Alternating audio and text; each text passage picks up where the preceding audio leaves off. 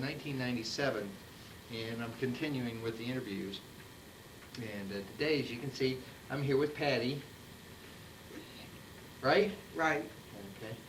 The wisp of the woman that she used to be, right? Oh, yeah. I started all the interviews the same way, kind of take you back into your early childhood and what your earliest memories really are. On Gilmore, and next door to Bobby's house. My sister Dolores running down between the houses and cutting her hand open on a pop bottle. And that's about the earliest memory I've got. Were you living on Gilmore then? Yes, we did. We lived next door to where Aunt Bessie used to live. In Chucky's house or on the other side? No, on the other side. Huh. That was Chucky's rental house. And we rented from Chucky. And we lived there from the time I was born until I was 3 years old. That's interesting because Dolores doesn't have any memory of anything except 33rd Street. She doesn't? No, I remember that. I remember that. You remember what? I remember having a cow across the street in a ditch. Yeah, yeah, sure. I remember that. That was over on Gilmore, huh? That was over on Gilmore, yeah. And I remember Jodek, going over to see Jodek and Bobby. You remember him? Oh, yeah. How old were you when he died? We lived on 33rd Street. I must have been about 6. You were about 6. So she would have been 7 or 8, maybe? Mm-hmm. She doesn't remember me? She didn't remember Jodek? Well, I don't know. I just asked her what her earliest memory was, and she said her earliest memories is when they were living on 33rd Street, I thought. No, I remember living on Gilmore. You didn't go to school on Gilmore, though, did you? No. Well, you and Dolores both went to St. Joseph's, didn't you? Because didn't you To take St. Joseph's. What happened was is we moved over to 33rd Street, and Mother wanted me to start school early, and they wouldn't accept me in Redemptorist because I was too young. So I was 4 years old when I went to kindergarten at St. Joseph's, and we stayed with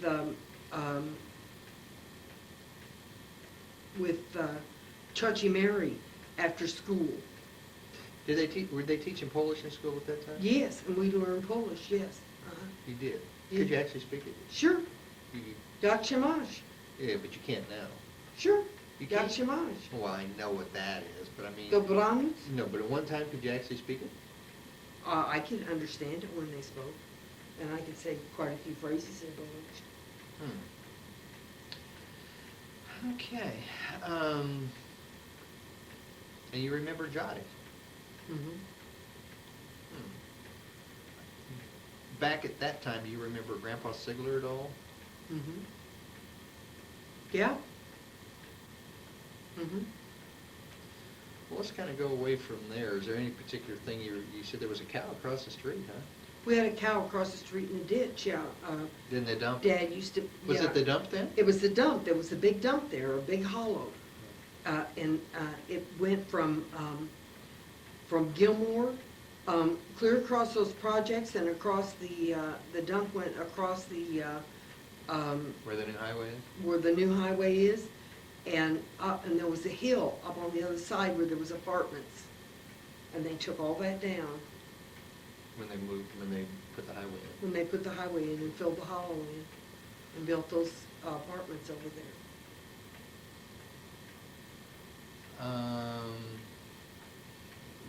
Then after you got out of the first grade, then you went to Redemptorist? Then I went to Redemptorist. That was kindergarten. But Dolores was already going to Redemptorist evidently at that time when you were, or did she go with you? I believe we lived over there when she went to kindergarten.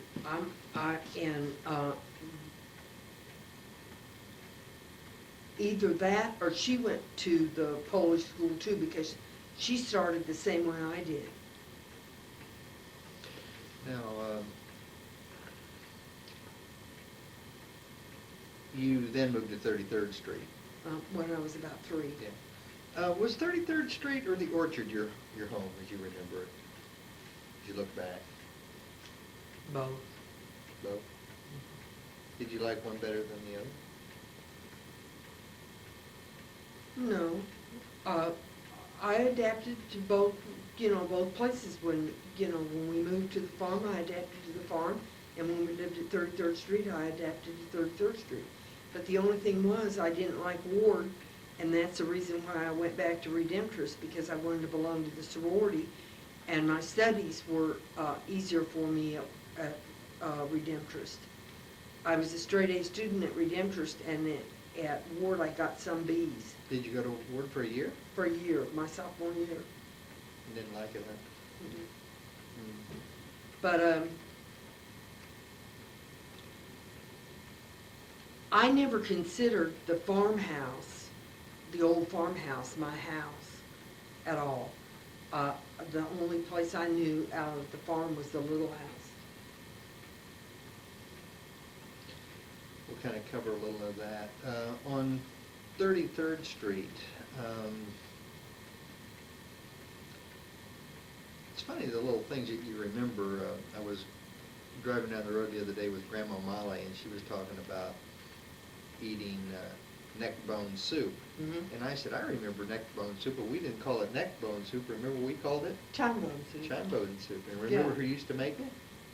Mother made it for Miss Effie. For Miss Effie. And Mhm. I remember that. I know certain things kind of trigger that. Yeah. And Sharon and I were at lunch the other day, and on the menu was mincemeat pie. Mm-hmm. And she says, I've never had mincemeat pie, have you? And I said, yeah, we used to have it all the time. In fact, I can't ever remember a holiday where we didn't have mincemeat pie. Mm-hmm. I said, I wonder why we never have it anymore. The only thing I could think of is that somebody in the family must have liked it, dad or grandma or someone that passed on, because we haven't had any mincemeat pie for years. Well, that brings up a story. I've got a recipe for mincemeat pie that's real simple to make from scratch. Mhm. I got it from my friend that is the daughter of the 90-year-old lady that I took care of. Remember that Yeah, incident? yeah. Well, I'm friends with her daughter, and she gave me the recipe, and I made it for Mother. It makes 2 small pies, and if you're interested in having some of it, I'll make you a small pie. Yeah, because Sharon ordered some of it in the restaurant, and she really liked it, and Amy was wondering about it, and she was gonna make one, so she'd love to make a mincemeat. Sure, pie. and it's real simple. You just, the old recipes call for roast beef ground up and stuff like that. Well, this calls for just a half a pound of hamburger boiled. But no, the mincemeat pie Mother used to make didn't have any meat in it. No, it did, but you didn't know it. The way she used to make it was, she got a box of non-such mincemeat mix, and it came in kind of like a brick, and it had all the starters in it. And she just added apples and raisins and water and boiled it and then put it into a crust. But Because this Amy and tastes Sharon just like it. wouldn't eat it if it had meat in it, so this can't have any meat. Well, they'll never know the difference. They'll never So on tape, they'll see it, and then they'll know it was in there. But find a recipe, because that recipe up at the restaurant the other day didn't have any meat in it, I'm sure. know. Oh, yeah, it did. That mincemeat pie does. Well, mincemeat pie, when I was growing up, never had any meat in it that I Mhm. thought of anyway. Yeah, it came in the mix. It did. Mhm. Huh. Miss Effie, yeah, I remember her. Do you remember her? Sure. She taught us to iron. We ironed all the pillowcases and the handkerchiefs when she used to iron down in the basement with her bunions coming up out of the top of her foot and her shoes all cut open. How long did she work for us? A couple of years? Oh, I imagine she worked for us for about 4 years. She was a little black lady that my mother had as a maid when we were growing up on 33rd Street. Of course, you remember the manor bread. Yes, I remember the manor bread coming around to the house with the horse-drawn manor thing when we lived on 33rd Street. And then later on, when I lived out on Ridge, after I was married, I had the manor man come out in a truck and deliver bread until they closed down. Um, any particular Do you thing? remember the ice trucks? Huh. You don't? They used to come around with the ice trucks because, um, uh, when we first moved over there, we had an ice box, but I We actually- guess. A real ice box? We didn't have a refrigerator? Not when we first moved over there. I guess we got a refrigerator before you were born and the ice trucks no longer came around. Do you remember the war at all? Oh, yeah. You do? Sure, you were born in 1944, the year the war was over, right? You know, but you actually remember the war. Was it scary for you? Um, yeah, but it wasn't real because we didn't have any kind of problems. You know, they didn't come over to the United States into the middle part of the, Well, yeah, they didn't come over here at all. Of course, I know that, but still, I think there was, I mean, I can remember growing up in the Cold War and the thought of the atomic bomb and kind of the list just kind of went on and on. It was scary stuff for me, even though the war was already over. So is it, for you, the war must have been very Well, real, huh? yeah, you know, seeing all the warplanes go over and listening to the news and Uncle Stanley and Uncle Walt were in the war, and we went to visit Uncle Stanley and on an army base when we were girls with Mother and Bobke, and Where did you visit? I think it was in Oklahoma. I'm almost sure, in Oklahoma or Texas. I'm not sure which, but we went on a train and we visited them, and Aunt Bessie was there, and I believe she had Butch and Duty.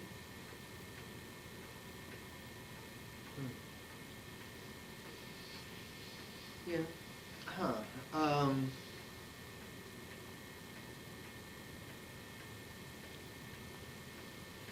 And then going to the movies, I remember seeing clips of the war and war films and stuff like that. Oh, I know what I was gonna ask. Remember when we used to send the packages to mother's relatives? Yes.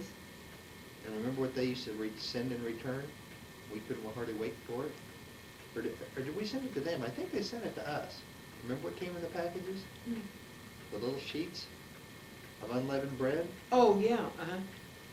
Oh, they sent those for Christmas. And what would we do with it? Break it and wish each other, Make a wish. make a wish. Yeah. We did that even after we moved to the farm. I guess that was some kind of a Polish deal, huh? It was. You ought to resurrect that again. You used to break it and make a wish, but you used to make the wish out loud, I kind of remember, because everyone would kind of go around, and it was almost a way of a person saying what they wanted to have happen, right? Mhm. Yeah, and back in those days, we didn't get a lot of presents and stuff like they do now. We did when we lived on 33rd Street, but not when we moved to the farm. There were too many of us, and we were out in the country, and it was just too much to ask. Okay, on 33rd Street, is there anything in particular you'd like to talk about? Any of your friends or something that maybe sticks out in your mind? Mary Margaret Flannery and Lucille Lillig and Pat O'Donnell and the Donnellys and the Smiths and playing baseball down at the farm and getting my tooth knocked out down at the baseball field and falling in front of Redemptor's Church and getting my front tooth, my central broke out. My lateral I lost it at the ball field. Somebody threw a can down at me from a Were you tree. kind of a cowboy? Oh, yeah. Oh, yeah. Was it Dolores? Oh, yeah. She didn't think she was. I asked her, and she said that she was kind of a bookworm. Well, she was a bookworm, and I was more of a tomboy than she was, but she used to play around in the trees and stuff like that. She had a tree house in an old tree at the back of the backyard. We had a big backyard in Kansas City, Missouri. I remember the picket fence. Yeah, with the picket fence. And the Egan's lived next door to us, and then they moved one door down. You remember what happened on the picket fence to me? No. I was climbing over the picket fence there in the back to the hollyhock tree, Mhm. and my foot slipped, and as I fell over, the cuff of the pant caught on the top, one of the top pickets, and I fell over head first, right onto the cinder block, and I put that big scar on my nose right there. I don't remember that. I hadn't remembered it either until we were here talking about it. Yeah, but I remember the backyard. Do you remember having an alligator? Oh, yeah. I remember Ollie the alligator, we scalded him to death in the basement. And this is a story I like to tell about the basement on 33rd Street. With Mother, we used to can down there, and we used to do the laundry down there, and Mother always had 2 wash machines with wringers and 4 tubs to rinse out in. And I always helped her with the laundry, and it was wintertime, and we were hanging clothes in the laundry, and the wash machines were going, and there was a radio playing, and Mother was hanging laundry, and I was wringing out. And I was bending over the wash machine, pulling the clothes out, and my hair got caught in the wringer. What? And my head was going, and it was pulling my hair, and I was screaming at the top of my lungs, and Mother couldn't hear me, and she finally heard me, and she came over and hit the release, and my hair came out. Oh. Maybe that's what happened to you, huh? Oh. Funny times, huh? I can remember getting my hand caught in that wringer, and Tom getting his hand caught in the wringer too. In fact, that's another thing. I still have some scars right there where my hand went into the wringer. Mhm. I guess we just couldn't resist trying to see if we could stick our hand in there or something. Oh, Okay, before we leave 33rd Street, give me your earliest memories of Dad.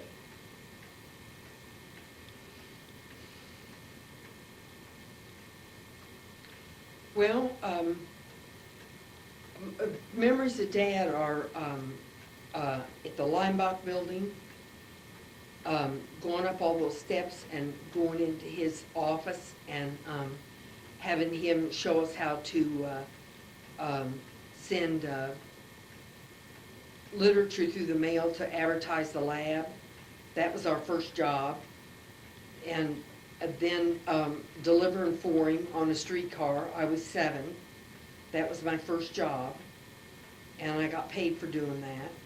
And then him playing, and actually in the house on 33rd Street, him playing music on the piano and singing. They asked me how I knew my true love was true. Could he play the piano? I of course replied, someone deep inside. Could he play the piano? Yeah, sure. He could? Mhm.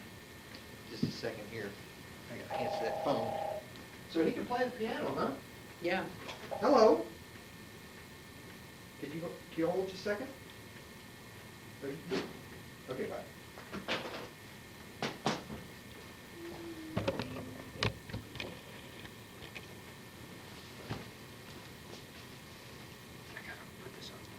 Second here. We were talking about, what were we talking about? 33rd Street. Now, Yeah. I remember sleeping in the front bedroom downstairs with my sister Dolores and Bobke.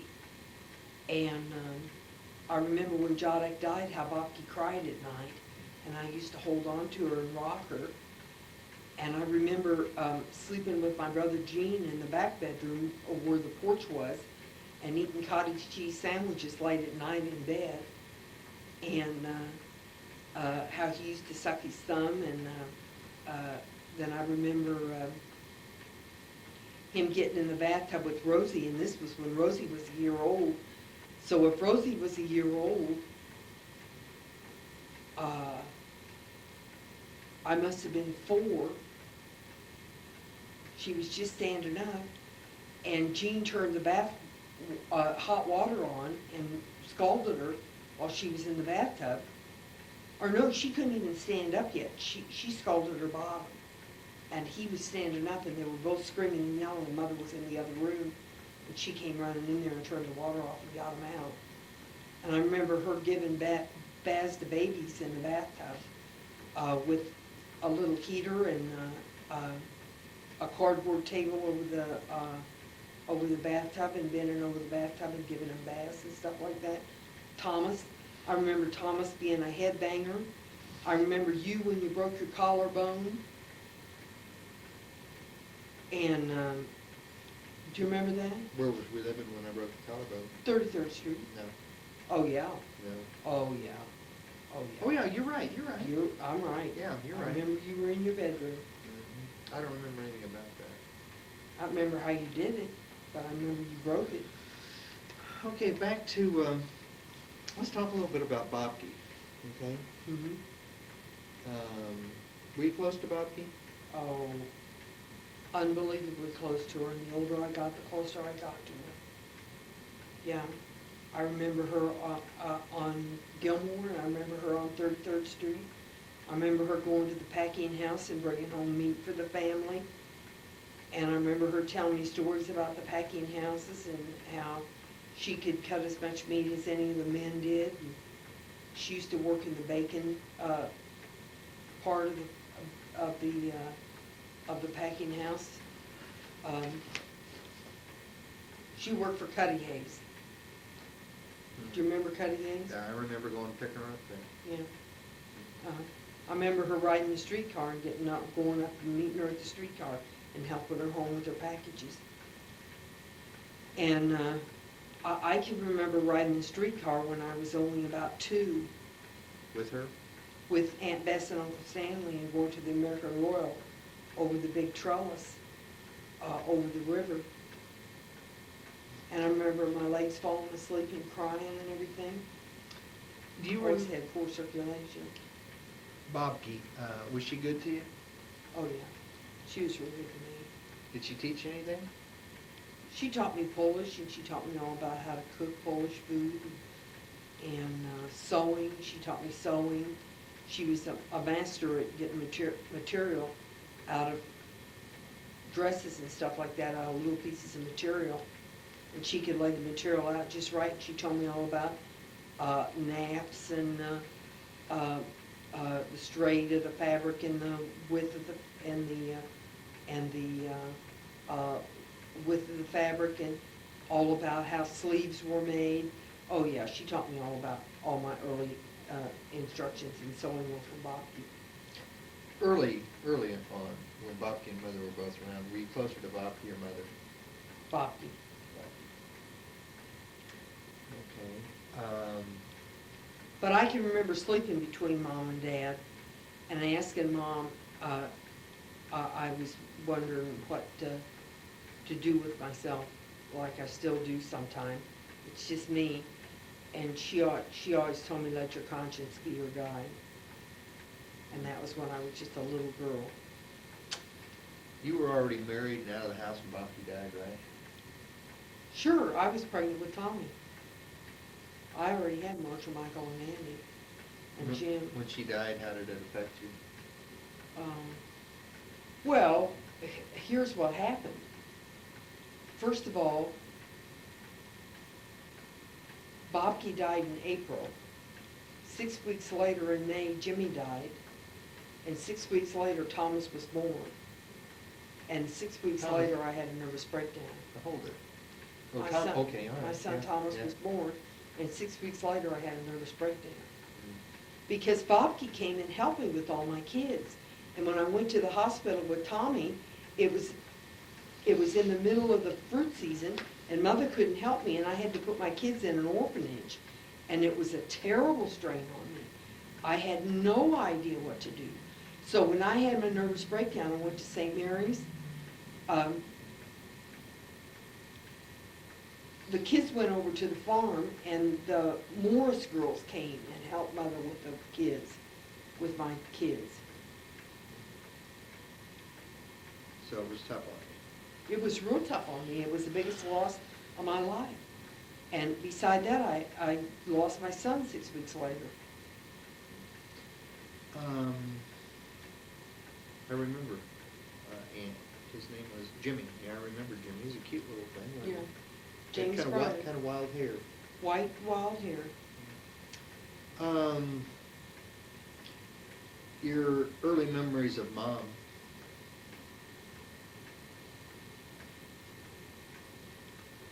Well, And when I say early memories, I mean, not so much what she was doing or where she was at, more of, what you kind of remember of her as a mother. Did you do Well, things together? yeah. We used to go shopping together. On Thursday was her shopping day. And when it was my turn, she would take me and we'd go downtown on the bus. And we'd go down to Jones's, and I remember her saying to the people that was waiting on her, "I'm Mrs. Sigler." Just like that. "I'm Mrs. Sigler." And just like everybody in the world knew Mrs. Sigler. And she would buy blue jeans for my brothers and all kinds of stuff down there. And we remember going to the restaurant at Jones's, and we always had fried whiting and a piece of pie, and the food was real good. And sometimes we had roast beef sandwiches with gravy and mashed potatoes. I just heard today that they're gonna close the Jones store downtown. They are. That's something? After all those years?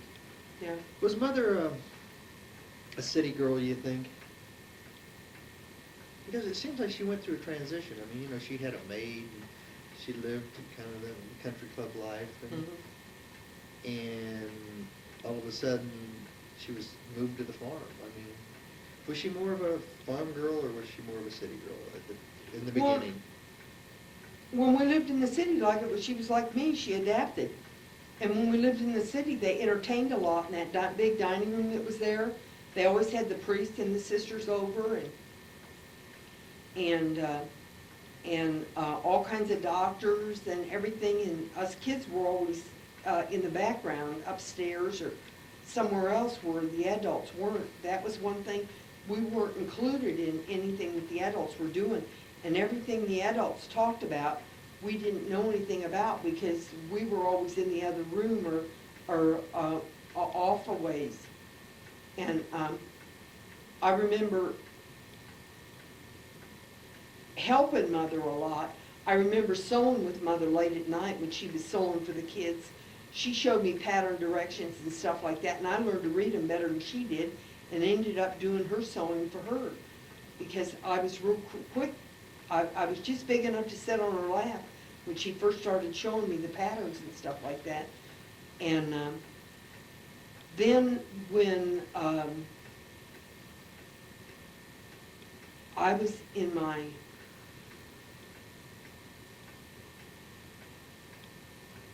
last year of grade school, she took me down to the factory with Bobke. We always used to go to the factory and buy our scraps. And she bought me a piece of black and blue wool. It was houndstooth. And it was a big houndstooth. And I was to make a skirt out of it. This is still on 33rd Street? Yes, Okay. and I had a dance to go to. And I wanted her to make that skirt for me. And I started hollering at her, and I told her I wanted that skirt for Friday night. And she was in the other room with all you kids, working and trying to get dinner or something like that. And she started crying, and I went in the other room, and I said to myself, I'm actually bigger already than she is. And she's got all these kids. She's never going to be able to do anything for me again. So I said, I know what I'll do. I'll make that skirt myself. So I cut out the skirt, and I sit down and I sewed it. And I got to the zipper, and I couldn't put it in. And I asked her for help, and she helped me put the zipper in. And I completed the skirt and wore it to the party. And that was my first project. And I never had to ask her again to sew me anything. I sewed everything for myself after that. And I think I was 11. Well, Mom kind of confused me a little because, she could do all of those things, but yet when she moved to the farm, she didn't do any of those things. I mean, she became the hand. She was out in the field and running the shop and the sorting barn. And I don't remember Mom ever cooking or cleaning or sewing or anything once we moved to the farm. So, but on 33rd Street, she did all those things. I mean, who was the real mom? Was it the mom on 33rd Street or the mom who went to the fields with the men? Well, see, you don't remember, but when we first moved there, she was pregnant with Mark and Tim, and she didn't go out.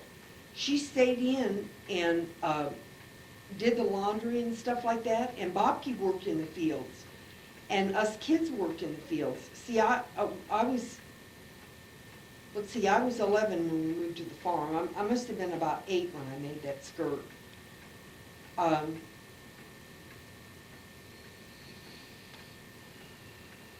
She stayed in for a couple of years, and she didn't get involved in going out until later on, after Tim was born.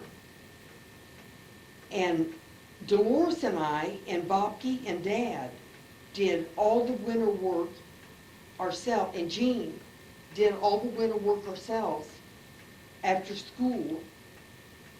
The way Dad did it was, when we went to school, we worked Tuesday and Thursday at the farm, and Monday, Wednesday, and Friday at the lab. And then Dolores worked the other 2 days. No, I think we had Friday off. If I worked Monday at the farm, she worked Monday at the lab. And if I worked Tuesday at the farm, she worked Tuesday at the lab. It was every other day that we worked at the different places. And then Friday we had off to go out. Remember the car Dad the car Dad bought you? Yeah. What was unusual about it? Well, you had to fix it with a wrench. You had to No, hit it it. was 2 different. The front end was a 51 and the back end was a 52. I thought that was Tom's car. No, that was your car. Was it? Okay, were you close to Mom? Well, I was close to Mom when I was a little girl. And then when I got married, I was close to Mom. I lived in a little house. And she helped me with my laundry, and used to come over, and her and Bobke used to come over, and I used to do her hair, and she cleaned my house. And I'd sew for her, and she'd do something for me. And in the wintertime, especially when they didn't have anything to do. But in the summer, I didn't see much of her. But I went over to help her, and she gave me apples, and I'd make applesauce and apple pies and stuff like that for everybody. I'd cook at home, and she'd take the kids and they'd work with her. And I guess the kids all started working when they were about 6 or 7 over at the farm, gathering apples and peaches and stuff like that, and carrying them in. And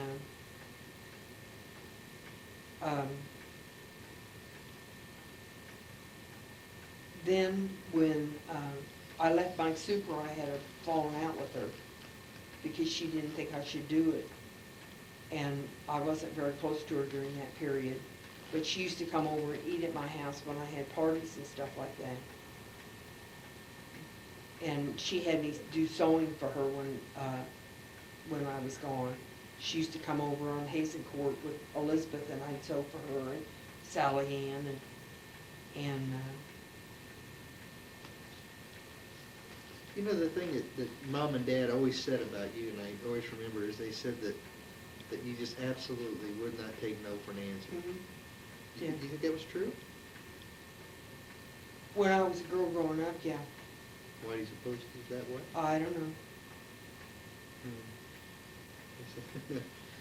Okay, because your early memories of Grandpa Sigler.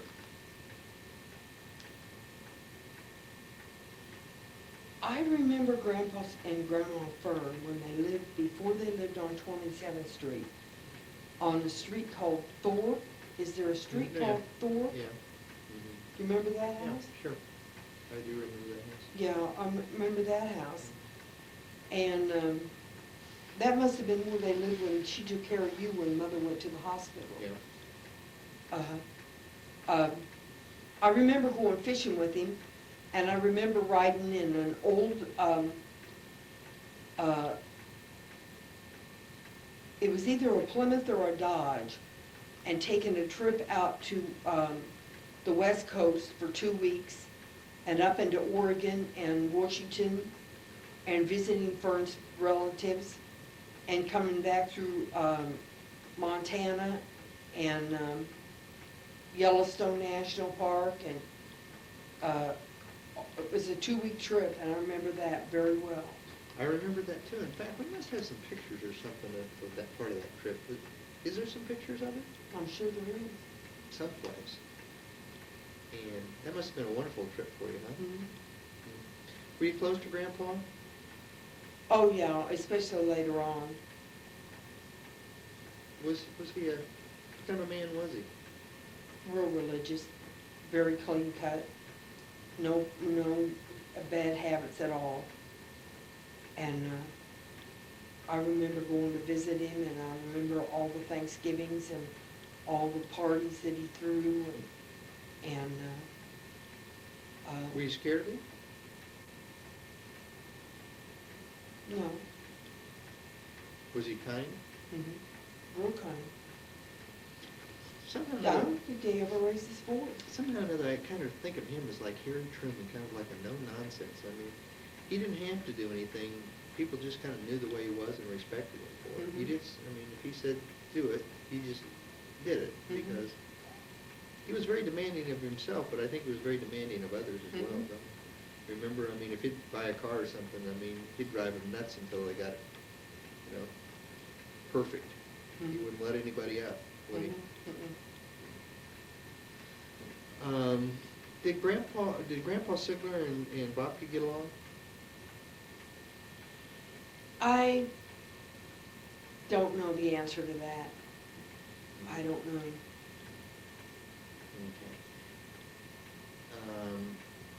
Do you remember much about the twins? Yeah. See, with this. I remember the twins on 33rd Street. This interview with you, it was interesting because with Dolores, everything she remembers was on 33rd Street. She doesn't, the orchard really wasn't her home. And then if you interview the next person down, like Sally Ann in the interview process, the only thing she remembers is the orchard. You're the only person who really kind of remembers really clearly both. Even Jean was more of the orchard person than so you really had two distinct lives on Mhm. 33rd Street. Yeah, I remember when Jean got Flicka, and I remember going out to, what's the stable? They're still there. Benjamin. Benjamin Stables. And visiting Flicka, and I remember Dad finding the farm. Flick wasn't his first horse. Sure. No. First horse was Duchess. I mean Duchess, yeah, Duchess. That's right, Duchess. She was something unusual about her. Remember what it was? Huh? She had a broken tail. Oh, yeah. She was red and had a broken tail. That was her name, Duchess, yeah. Flicka was later. It's one of the kind of interesting things when you go through the interview process, the little things that you don't even remember that you remember, but as you're going through them, you do. Mhm. Like mincemeat pie or child bone soup or Mrs. Effie. Okay, your early memories of Dad. Now, once again, not where he was, but as a man, as a father, was he good to you? Was he kind? Was he what? Dad, I just remember being strict. Just always, you gotta help your mother, and you gotta work, and you got to go to school and get good grades, and I just remember Dad being strict. And I don't remember Dad ever buying me presents or doing anything for me. He always expected me to do for myself. I remember Dad was always good to Mother, and he was her first concern, and we were just always secondary with Dad, and I remember that my whole life. Were you closer to Mom or Dad? Different periods, different. Early on. early, then we'll jump forward. Well, on Gilmore, I just remember Mother very, and Bobke very clearly, and Jade. I don't remember too much about Dad, except that he milked the cow and everything. But we were really always a family, and I remember Mom and Dad just being together. And so when I remember memories of them and being close to them, I would say probably the same with both of them, because we were very much of a family. And Dad was very much of a family man. He always was wherever we lived. Were you afraid of Dad? Oh, yeah. Yeah, Were you afraid of Mom? no. Were you a happy kid? Yeah. You think you were? Mhm. I always had a sad look on my face, but I had a good childhood. I've always had a sad look on my face, but that doesn't reflect anything. So as a child, you were happy? Mhm. I remember going to the show. This is a story I've got to tell on this tape on myself. Our weekly allowance was $1, and for $1 we could go to the show and buy 2 or 3 candy bars and a couple of boxes of popcorn. So we'd go to the show on Wednesday night, and we'd spend our $1 allowance, and Mom would give it to us. And then come Friday night, we'd see Dad, and we'd say, Dad, we didn't get our allowance this week. Mother didn't give it to us. And we'd get another $1 out of Dad and go to the show on Friday night. Oh, so you pulled the old fast Pulled an one. old fast one on them. So we'd really get $2 a week. So you'd really get $2 a week, huh? Okay.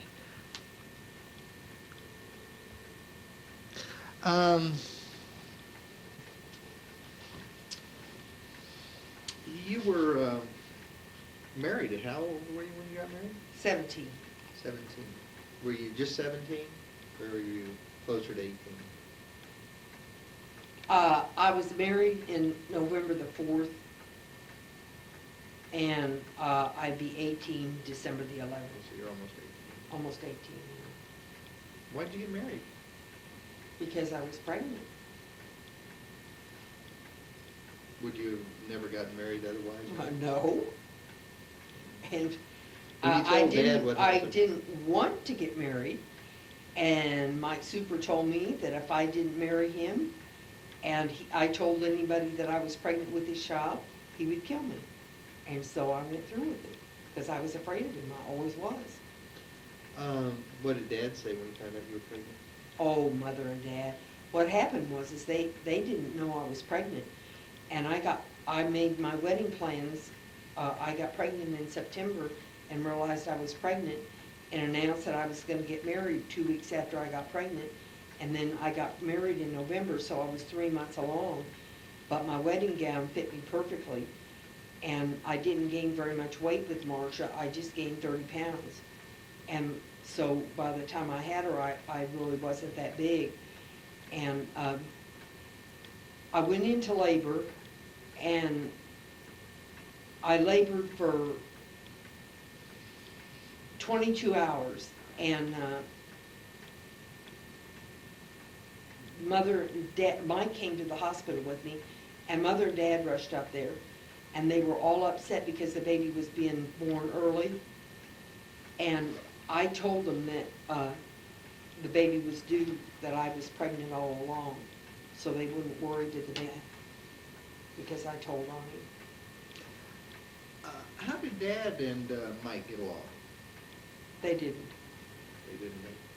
Did they ever get in a fight? Mhm. They did. What happened?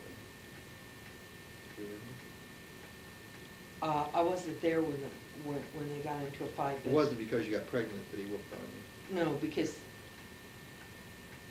well, he whipped on me for no reason at all. Anything came out, he whipped on me. Mike Super, he whipped on me no matter what. Of course, Dad worked me over quite a few times, too. Deserving? Well, not really. One time, we borrowed a hay a hay Wagon? wagon from Mr. Sammers and took it up to the top of the hill. And Dad said, "Now, Patty, you're in charge. You drive that hay wagon with those horses up on top of the hill." The horses? And don't, yeah, it was driven by horses. Mm. And don't let those boys load that wagon too high because it'll break down. So I kept telling them, "Don't put any more hay on the top of that wagon. It'll break down." So sure enough, they kept loading it up and laughing and loading it up and laughing. What boys? Well, it was Eldon Miller and some of my brothers, Gene and Eldon and John and what was the other boy's name? Alvin, John, and, can't remember. I can't remember either. He was the middle one, right? Yeah, Alvin was the older one. yeah. Anyway, it broke down on the way in, and when I got in, Dad just beat the living tar out of me. He kicked me, and he hit me, and he ran me down to the little house, and I mean, I was just sore all over. How old were you been? About 13. And he expected me to keep control of those boys. And Eldon went home and told Dr. Miller and Desmond he'd never seen any girl treated that way. He was really rough on me. And then that was one beating that I got. And then I remember another time when I came home late, when I was out with Mike Super, I had worked at the dental lab until midnight, and I went down to Frank's for a beer, and I met Mike Super down there, and we went out for a little while, and I got home and it was about 2 o'clock in the morning. Mother and Bobke and Dad all attacked me, and they about beat the living piss out of me. I was never late again. Oh, good, they taught you a lesson. Yeah, I mean, when I got home, I had to report in, and I had to report in before 11 o'clock, and believe you me, I was in before 11 o'clock after that. But that's the only 2 times I remember Dad Bobke hitting me, and Mother, that's the only time, and then Dad, when that wagon broke down. But,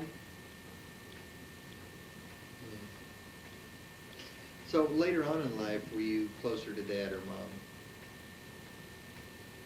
Did you ever get close to Dad?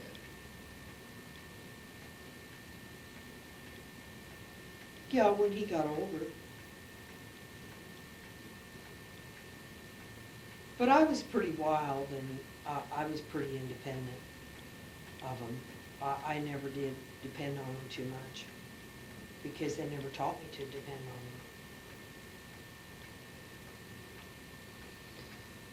on him. Okay, your kids. Marcia was the first to come along, right? Mm-hmm. It's a good baby? Mm-hmm. All my babies were good. They had to be. I had 5 and 6 years, and I couldn't put up with nothing that wasn't just spectacular. Even Jimmy was a good baby. I didn't work or nothing. I just took care of my kids until Tommy was 4 is when I got my first job. And when Jimmy cried, I had to hold him because he turned blue. And I remember the morning that he died, I sat down, I fed the kids. I always fed the kids first. I fed Marcia, Michael, and Andy and sent them outside to play, and then I fed Jimmy. And I set him down. He was 15 months old, and he couldn't even sit down by himself because he had heart trouble. And I put him between 2 pillows in the living room like I did on the floor to sit and wait for me, and I sit down to eat my own breakfast, and he started to cry, and I said, "Now, Jimmy, you're going to have to learn that you can't be in Mother's arms all the time, because I'm going to have another baby, and I have to feed myself, and you're going to have another brother or sister pretty soon." And he just flopped over. And that was it. Mike Super, you were afraid of him? Oh, yeah. Was it because he drank, or Because he beat me up all the time. why did he do that, though? He could be sitting in the living room drinking, and I could be in bed, and he'd get all tanked up and come in and pull me out of bed and start wailing on me. I don't know. He used to beat on me all the time. And I remember one incident where he was beating on me and hit me in the face with his fist, and he backed me up to the couch, and I fell over, and I was on the couch like this, and he was hitting me in the face, and the only thing I could think of to do was to put my feet up. And I put my feet up, and he cut my hand, his hand on on my sandal. And he said, "Look what you did to me! You drew blood!" And he quit hitting me, and he started crying and carrying on and everything. And that was the end of that fight, but anyway, that was... You think he was that way because he drank? Mhm. After he quit drinking and years later, he was a totally different person. Well, after I left him and he met Dolores, he was a totally different person. He was good to her. This was when he was young, before he was 33. I left him when he was 33. You left him in the city? Did he object when you left him? He got real upset and wanted me to come back and everything, but, you know, first of all, he threw me out is what happened. He'd get drunk and throw me out, and I'd have to drive around until he fell asleep and then come back because Mother and Dad wouldn't let me come home. Well, wouldn't Dad interfere with this at all? Mm-mm. He didn't? No. I made my bed and I had to sleep in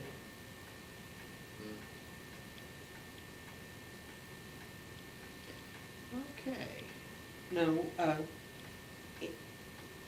anyway, I got tired of being riding around on the side of the road and wondering where to go and everything like that.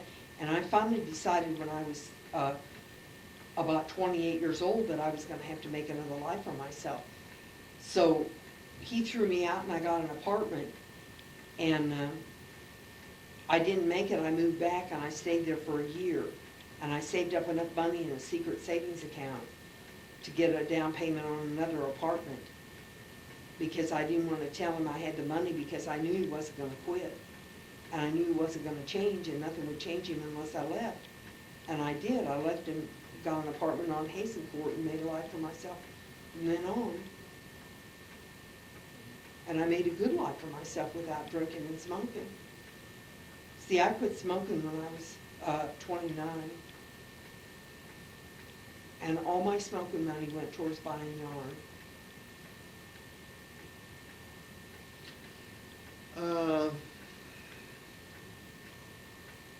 Which one of your children were you closest to? Tommy. And the only reason why I was closest to Tommy was because Marcia was a year old, a year and 2 weeks when Michael was born. So I had very little time with her as a baby. I remember her as a baby, living down at the little house, and all the stuff that went on down there. And then Michael was born when she was a year and 2 weeks old, and then when Michael was a year and 3 weeks old, Andy was born, and we moved into the new house. And then when Andy was a year and a half old, Jimmy was born. And then Jimmy was 15 months old, and 6 weeks when he died, and 6 weeks later Thomas was born. Well, then I didn't have any more children after Thomas, and I had a lot of time with him. I never put Tommy in a high chair. I always held him on my lap. I loved my children. I never wanted to part with them. I wanted to have them. When I felt life with Marcia, I said, I have life in me, and I have to be a responsible person. That's what I said to myself. And I was that way with my children, real close to all of them, real dedicated to them. I didn't have anything like a disposable diaper or anything like that. I had to wash all the diapers by hand and in the toilet stool, and wash them all in the Bringer type wash machine until Mike bought me an automatic when Jimmy was born. And I never, the other kids sat in a high chair because I couldn't hold all of them at one time. But Thomas, I never sat in a high chair. I always fed him on my lap. I held him on my lap until he was about 4. And then I set him in a chair to eat. Must have been very hard on you when you had to move out, huh? And leave with Mike. It was hard on me, and I cried every day when I was at work in places like that, and I didn't know, and I felt real bad. And I used to call over there, and their phone was always either busy or there was nobody home because they didn't stay there. And one day, this lady at work said she didn't know I was married even, because I never told anybody I was married after I left him, because I wanted to be able to get jobs, and they wouldn't hire people with children. So this lady was talking about women that leave their children, how terrible they were. So I went home and I started crying about that, and I thought, God, I know I'm not terrible. I just couldn't stand him no more. I couldn't stand to stay there. So I called up and I got Tommy on the phone, and that kid was 9 years old. And I said, Tommy, you know Mother loved you. You know I would have never left if it hadn't been for your dad beating on me. He said, Mother, I don't know how you stood him as long as you did. I don't know why you ever stayed with him to begin with, or why you ever got married to him. He was 9. You know, I think your children kind of feel like that they were raised by Mom in the orchard, which is good. I mean, so they felt very like they had family. I mean, I know they felt, you know, they had you, but they had their dad. But I think their comfort zone was really over with Grandma, over with Mom and Dad, don't you? Mm-hmm. But Tommy only stayed with his dad for a year and a half, and then he came to live with me, Andy and Tom. Andy came first. Andy came a year later. What happened was when I moved into the house on Johnson Drive, there was an extra bedroom. And I didn't know that the kids were coming to live with me, but I moved over there to be close to work because Jim Fox and I were both working at Hanson's at the time. And at the night... That's that communist middle laboratory, isn't it? Yeah. The night that we moved in there, the telephone rang, and it was Andy. And he said, Mother, can you come get Tom and I? Dad threw us out, and we're on the street corner with a couple of sacks of clothes. So I got in the car, and I went over, and I picked him up and brought him over there. Andy never went back to live with his dad after that. Tommy went back for 1 week, and his dad beat him up. And he called me and he said, that's it, Mother. I won't live with him no more. That was the first time he ever beat Tommy up, and the last time. He beat Michael up a lot, but he never beat Tommy up. Just that one time. And then Tommy never went back to live with him. Okay. Now, what do you want to do when you grow up? When I grow up? Well, I'm pretty much grown up. I guess I'm going to go retire to my grave.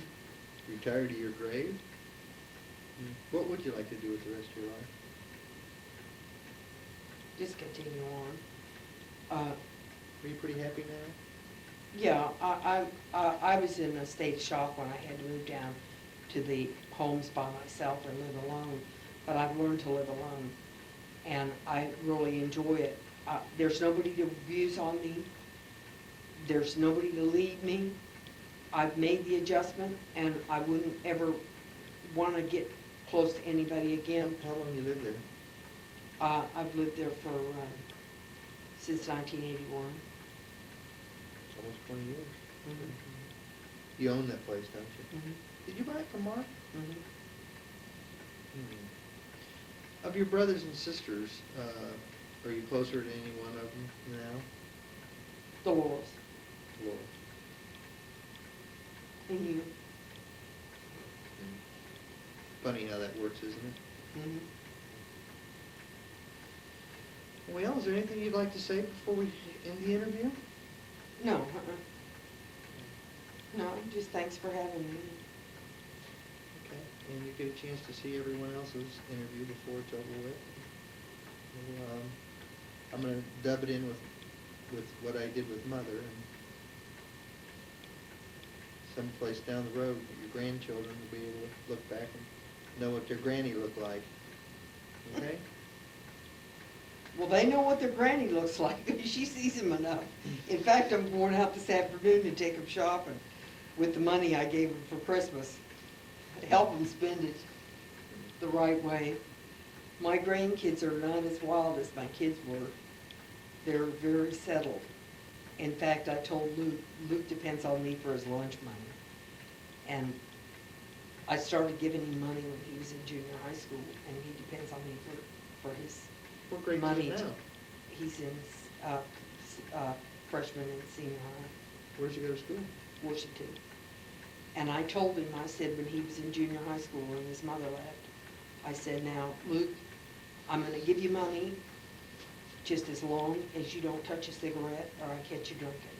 But the minute you do either one, you'll have to get a job and earn your own money, because I'll never give you another cent. And I meant it. And he knew I meant it, because he's just as clean cut as he can be. Where does Andy live? Do you know where Georgia is on 63rd Street? Yeah. As you leave Mother's? Mm-hmm. When you leave Mother's, you take a left-hand turn, and you go up about a quarter of a block, and you take a right, and he's the second house on your left. It's just a little bitty house with 3 bedrooms and a living room and a kitchen and a bath and a garage, and he built a swimming pool. He single-handedly built a swimming pool. In the ground? Mhm. You have pretty talented kids. Mhm. Okay? Boy, fight everybody. Bye.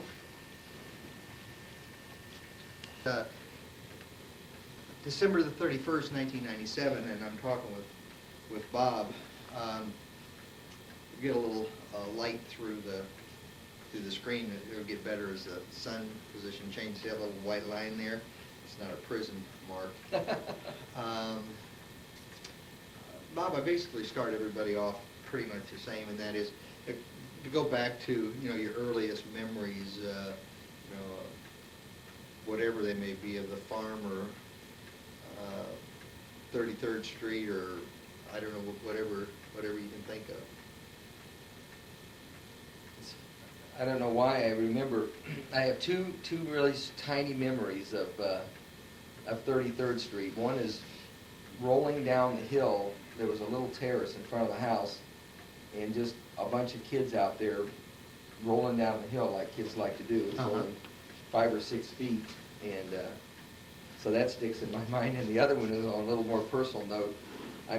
We moved from 33rd Street in 1951, and I was born in 1947, so I was about 4 years old when we moved.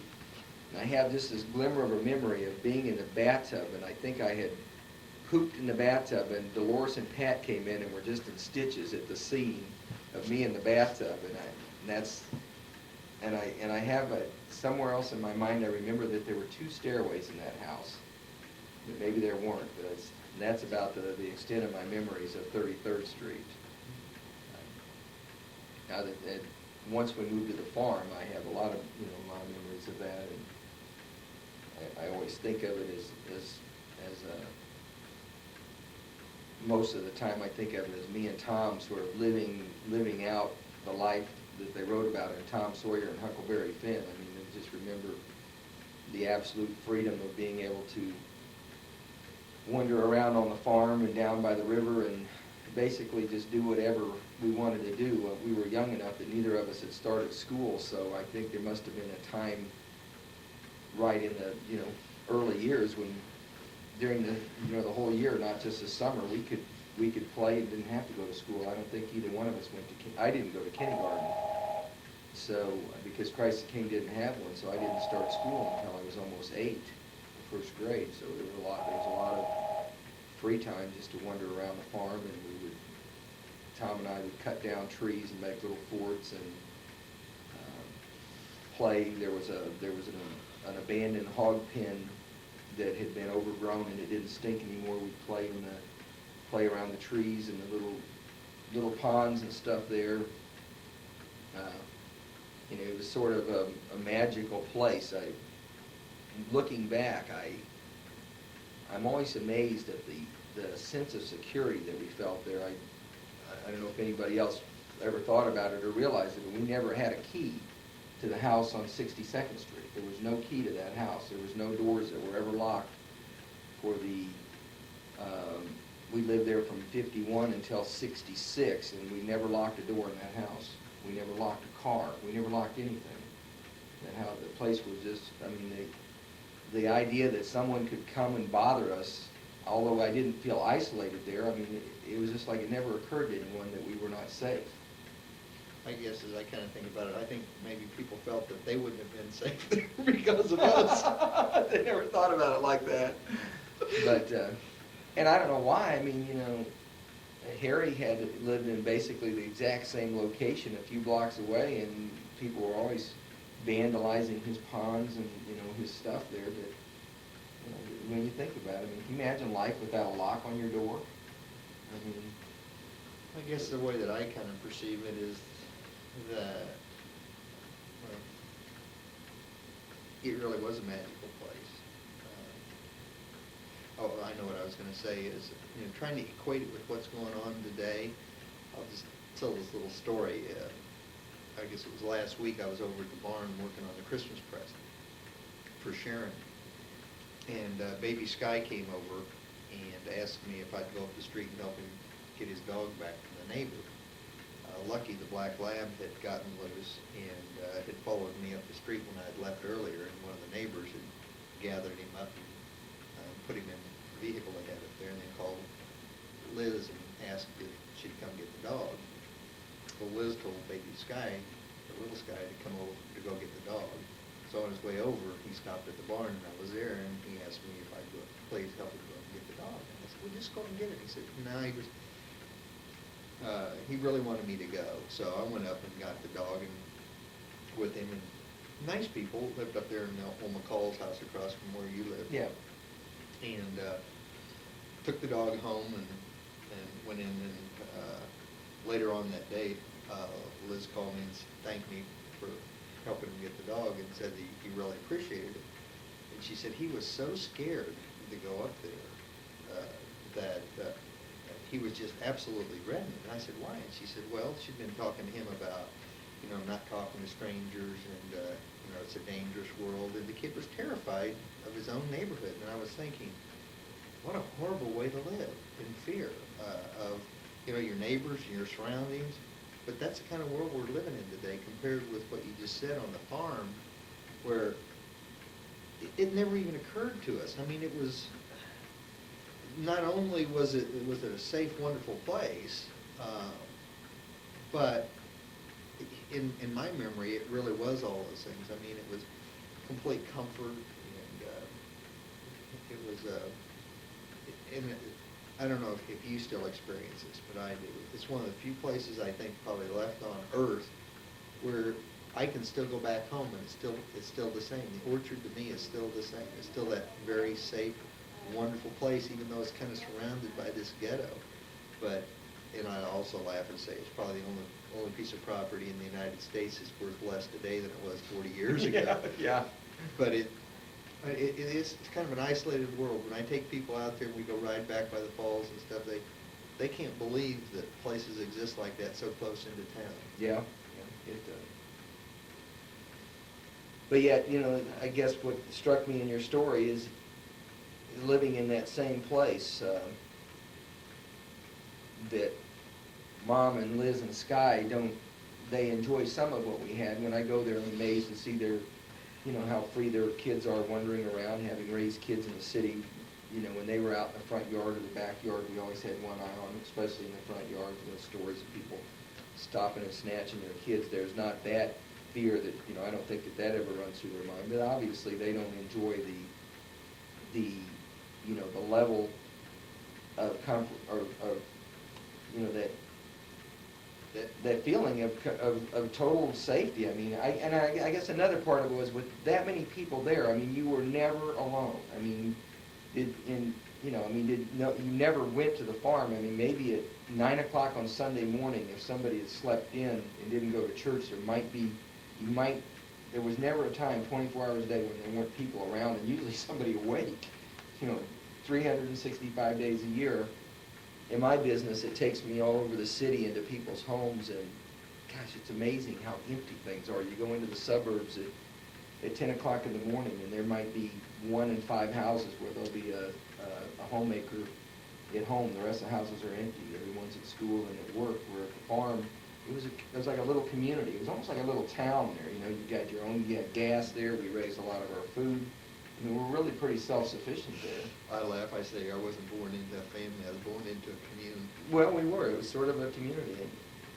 And you know, gosh, you think about, not only was there a whole army of us, I mean, it was, during the entire summer months, there was never a time when there wasn't other people staying there. Our friends, our relatives, I mean, Chrissy and Camellia would come and stay for a month, and Butch and Dude, Butch County Lee. and all of our cousins. And then in high school, I mean, you always had friends over. I had friends. I don't know where all those people slept. I guess you just, anywhere you could find a place on the floor. And there was always plenty to eat. It was just, I don't know, it was an amazing. Something happens to me every now and then. I'll run into some guy that I was friends with, and he'll start talking about the farm, and he almost talks about it as if it was his home. Yeah. I mean, there was a lot of people, I'm sure, like your friend lives over there on 18th Street, used to, Tim, that was his Tom Brittenstein. Tom Brittenstein. Oh, yeah.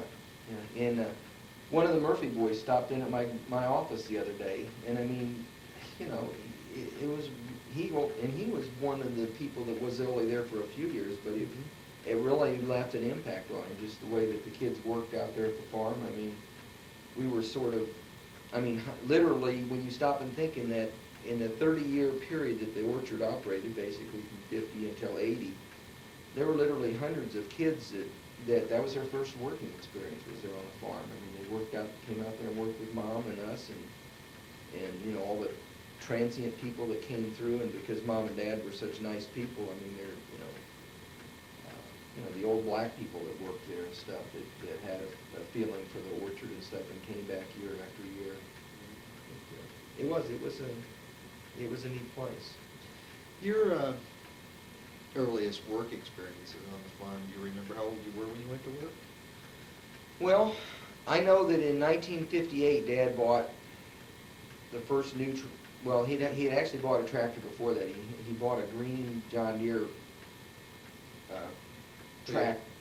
Cleotrac, we call them, crawler type tractor, and that must have been in about 56, but in 58 or 59, he bought a red International 350 utility tractor, and that was basically my tractor, the way that I thought about it.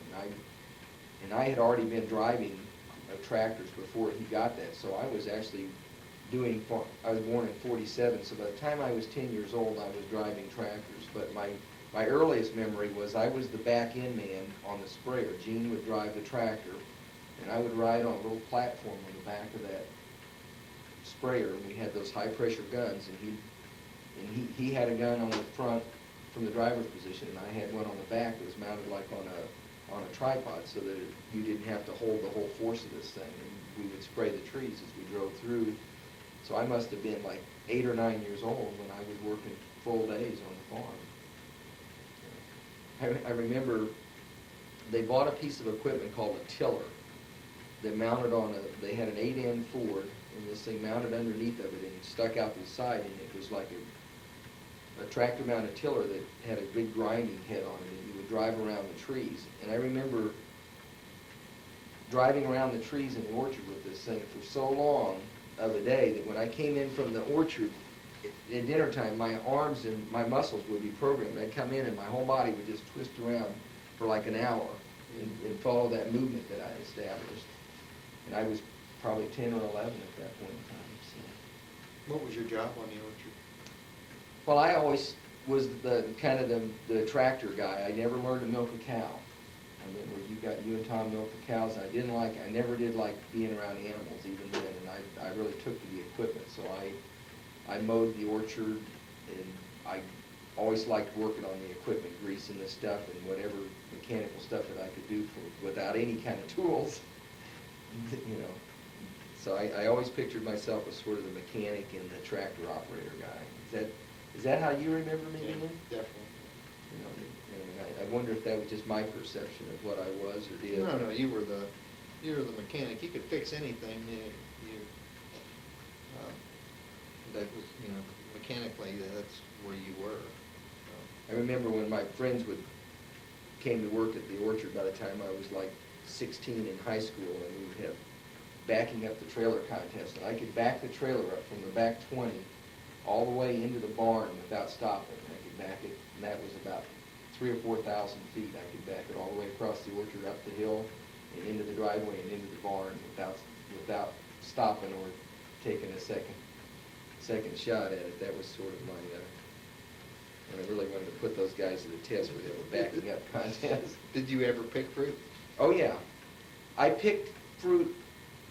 See, my memories of the orchard really go way beyond, I ran the orchard from 1970 until 1980. And so that portion, before 1970, I didn't do as much of the picking as you guys did because the whole family was involved in it. And I was driving the tractors and bringing the fruit back and forth, keeping the sorting equipment going and that kind of stuff. But once I took over the orchard, I then did a lot of the picking too. I'd go out with the crews in the morning and help them get the stuff picked, and then I would go in and keep the equipment and work on the equipment and stuff.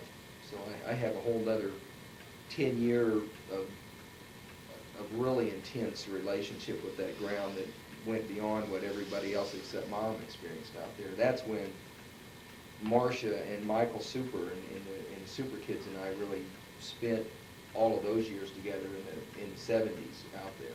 So they basically grew up and spent their time with me on the farm until they went into the dental business. They kind of thought of their farm as their home too. Oh yeah, Their comfort zone that we experienced, I think they did coming out of their troubled life, huh? It certainly seems that way. I mean, we're real close. I mean, Marcia and Michael and I are, and Andy to some extent. He wasn't as nearly as involved in the orchard as they were. He was younger, but they were there every day with me doing stuff. I mean, they basically, Marcia and Michael only had 2 jobs. They worked for me, and then they went to work for Grandpa. In looking back, and thinking back, do you think you worked hard?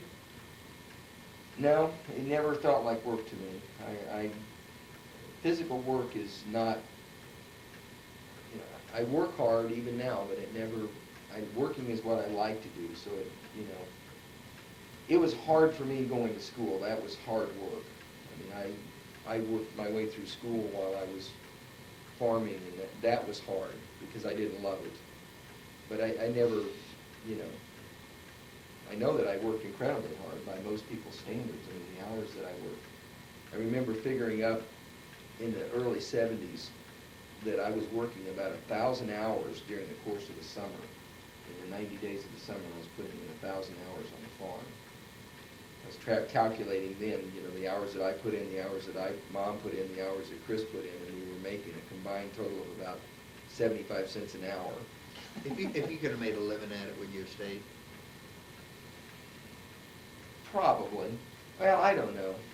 I guess it's almost a moot point. By today's standards, if the orchard would have been in Lewisburg, Kansas, where it could have become a business where people came to the farm and stuff, I may have always been in agribusiness. Although I was not, even then and even now, I was never a gardener or a person that understood growing things. I never had a green thumb. I was more of a mechanic than anything.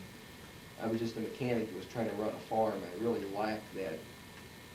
For all the years that I ran the orchard, I never really learned how to prune trees. It was like I'm not an artist type of person. I'm more of I can duplicate what others have done, and mechanical things just make sense to me, but growing things is more of is something that people, like a Frank Wilfong thing. Frank Wilfong could grow the best tomatoes in the world out there in the middle of that parking lot. I mean, he could. And if I would have had Frank's horticulture skills and my mechanical skills, I might have done something. But that was the thing about the orchard. It was such a weird place. It never had a chance of surviving, as a viable business in this era. I mean, there was no way. The weather even changed. I mean, the whole, you know, Mom and Dad ran the farm from 1950 until I took it over in 70 and had, in that 20-year period, they had 18 peach crops. In the 10 years that I ran it, I had 2. I mean, the whole weather pattern conspired to make it an impossible situation. We had two crops and 2 major droughts that killed most of the trees that I planted. In looking back, would you have had it any other way as a kid? No, never. Never. I mean, that was. Did you ever think that you like lived in the city, or wish that you'd never been born onto the farm or anything like that? No, I loved every minute of it. It's like. But that's the way along with being that's a lot about my reality. I'm not a person that looks back about even the worst things that have happened to me. I've always felt like I'm not a person that changes a lot, but when I change, I don't look back. You know, like we lived in a house. The longest place I ever lived was on High Drive, the house I just moved from. We lived there for 16 years, and I loved that house. And I basically rebuilt the house from the inside out, but almost with my bare hands. And you know, I had a lot of. I moved from that house and never really looked back. I love my new house now, and that's the way I was with the farm. When I left, I had good memories of it, but I didn't have this, you know, any kind of a real strong tie to it. I don't think, maybe because I spent that last 10 years there, I don't have the, you know, I enjoy going to the farm, but my going to the farm is to see the people that are there.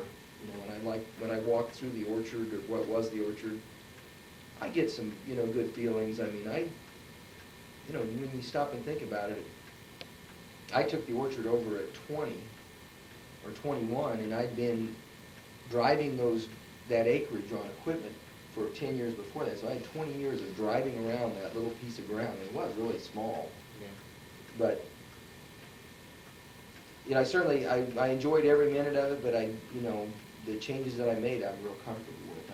I love what I do now. I have a business that I really enjoy, and that I'm good at, and that supports me, so.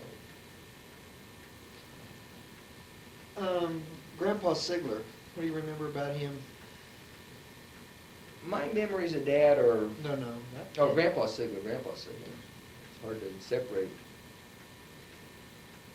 My memories of Grandpa Sigler are a lot of memories from the dental lab, because that's where, outside of the holidays, that's where I saw Grandpa Sigler, and Grandpa and Fernie is what I remember him as.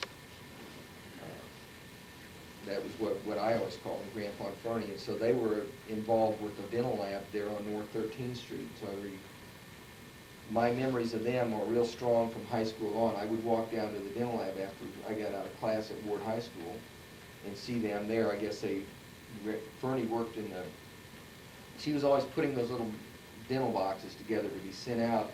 And I think Grandpa delivered for a while, and then she delivered too. Did some deliveries. So I remember them a lot there, and of course I remember them on the holidays at their various little houses they lived in Kansas City, Kansas. And then I remember we always had at least one big picnic a year out at Wyandotte County Lake, and I remember of course, the mechanical aspect of it, the little meat slicer that he had that was so cool. Somebody would crank it and he'd shove those hands back and forth through it. I remember Grandpa Sigler he was a little bitty guy.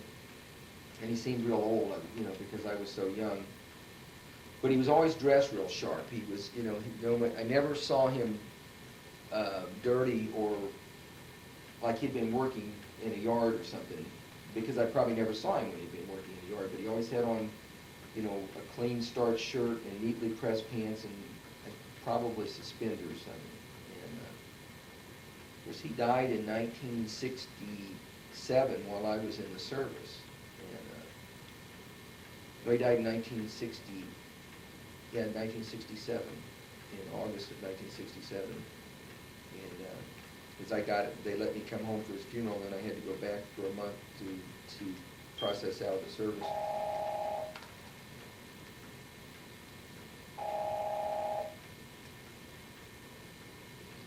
And so I remember that about Grandpa Sigler. I remember riding with him a few times and him hollering at the other drivers. He was one of those guys with the road rage. And I remember his absolute, devotion to Daddy. He was always, he just really admired, his admiration of our father was very obvious, I remember him as not like a preachy religious person, but when he would say grace at the family things, it always touched me. He seemed like a very spiritual person. I think he had a real strong belief in God, and I know that he was a churchgoer, although I never went to church with him. They went to a Christian church up on Central Avenue. And because they were always together, my memories of Fernie and Grandpa are pretty much intertwined. I always saw them together at the holidays. They always were together at the picnics, and they were together at the dental lab. And she was more reserved and, but very kind to us. But I always sensed a little bit of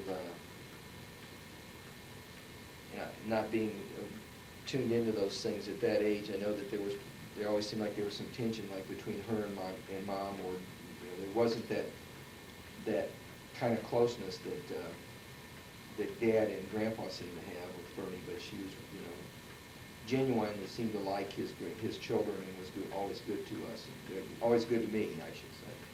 I always felt like she cared about us, and that there was never a holiday, a graduation, a birthday that she didn't remember with a card or a phone call or something. She was always there at the appropriate time. She seemed much more like my grandmother than our maternal grandmother did. My memory of Grandfather was that he was really a no-nonsense guy. I mean, there was, and I think the people from that era were like, there was black and white. There wasn't any gray. Yeah. And today, everything's gray. He reminded me of Harry Truman. That's what I say too. Harry Truman. He kind of looked like him and carried himself that way. He wore hats all the time. He always had hats. He was real cool hats. Okay, Mom.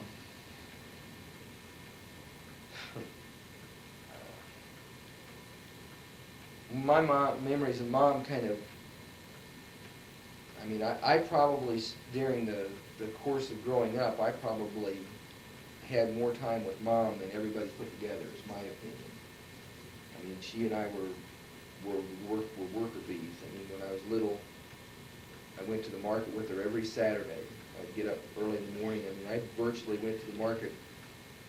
I don't know how old I was when she turned me over to driving the trucks over there, because she hated to drive, but I would go to the market with her all summer, and then when no one else was going, then we would load up the truck and we would go to the market in February, dragging stuff out of the coolers and stuff.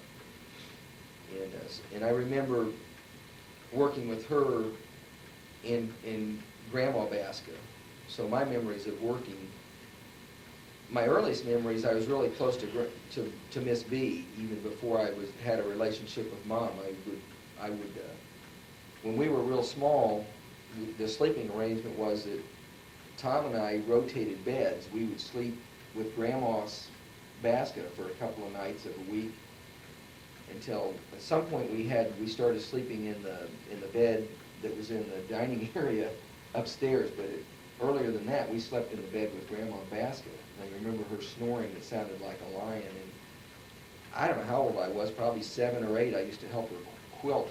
We would quilt for hours and hours and hours. She had these big frames, and again, me being the mechanical guy, I'd help her stretch these quilts out, and we would pull those little yarns through there and sew those quilts together for hours and hours. And wasn't a lot of conversation with us. It was like, because I barely could speak to her, and she spoke that broken English, and she approached work, I guess, a lot like I do. She seemed to enjoy it. I remember her and me and Tom out hoeing in the tomatoes in the truck gardens and stuff for hours and hours, and with the beating sunlight, and I was just amazed at this old woman. I had this vision of her in these culottes, and I thought that was something Polish, maybe it was, but she could bend over at the waist, and her back would be perfectly flat, and she could put her hands on the ground all the way to here. She died quite young. She was 64 or 60, Do you know how old she was when she died? 64, I think. But I mean, so I knew her from, she died when I was about 14, so I have an awareness of her, you know, from probably 7 or 8 until she died. And so that relationship, I remember one night before she died, you know, crying, laying upstairs crying about, you know, thinking about her, you know, that I knew that she was going to die. I guess she was probably sick already by then. Then she was the first person that I knew real personally, unless possibly Paul McDowell predeceased her. Yeah, he died in 56. But, so I was really young when Paul McDowell died, and I have a little bit of memory of him. But I remember her death in the month that she died. It was like really the first, I mean, the thing that really was an emotional thing for me, watching her go through the whole Lent and the suffering. And I guess because I was close to her, I must have spent a lot of time around. I don't, you know, because I'm so aware of it, that I remember her sons and her daughter, Mom and her and Uncle Stanley and Uncle Walt and the sister-in-laws being there the night that she died. And even then, it seemed like the most incredible thing to have your family there. I mean, the thought that occurred to me then and now is that having watched all these other people die over the years, what a way to die. I mean, it was sort of an old country death, but the passing, and, you know, with the whole family there. And Rose's death was, you know, almost a carbon copy of that, although it wasn't in her home with the whole family around her. But those two seemed so similar. And of course, they were at the end of a long terminal illness, so there was a great similarity there. So my relationship with Mom kind of fed off of that. I mean,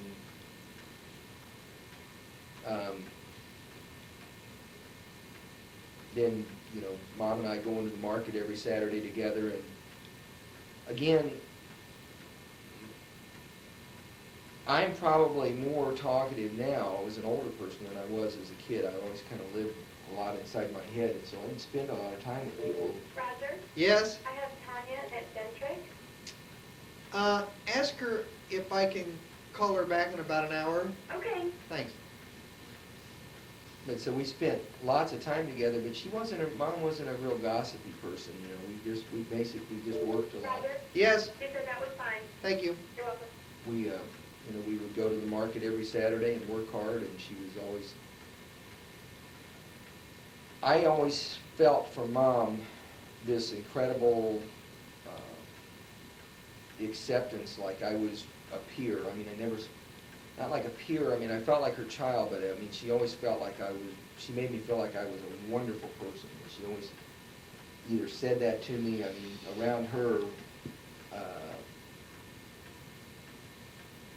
you know, and Dad a lot to that way too, but especially around Mom. She made me feel like I was just, you know, that I could almost do no wrong, and because she made me feel like that, I mean, it made me a person that, Carmen has a term for it that comes out of psychology. It's called obsequious, where some people have an obsequious personality. That means that they strive to be loved by people around them. Sometimes it turns them into doormats, but she accuses me of being that.